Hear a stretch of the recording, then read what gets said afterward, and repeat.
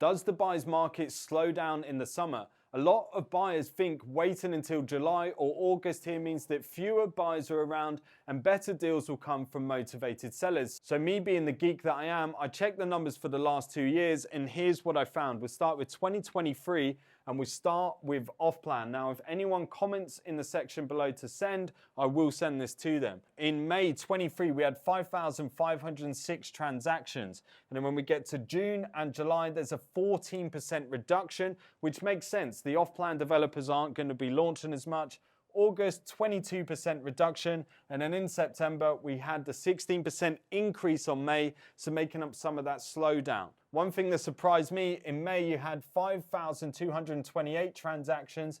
And then actually throughout the summer, it was increasing by July and August. August was 22% higher total transactions transferring than in May, but some of that might be due to that Form Fs take 1 to 2 months, so a deal could be signed earlier and then signed later, but there's definitely no slowdown. If you look at the average transaction rate, what I've done is the 4 months from June, July, August and September, worked out the average, and on a 4-month rolling average, there was 5,338 transactions. 100 higher than May. So in 2023, definitely no slowdown occurred in summer in complete transactions. Of course, there was a slight slowdown in off-plan. Now let's see if it changes in 2024. So we're going to start with off-plan. In May, you had 10,600 transactions.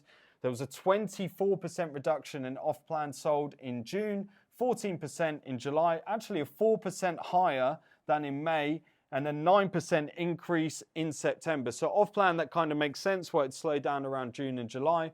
Now we'll get to complete transactions in 2024. In May, there was 5,832. Then we get to June, there was a 4% reduction. July was actually 1% higher total transactions transferred, so it was only 50 transactions.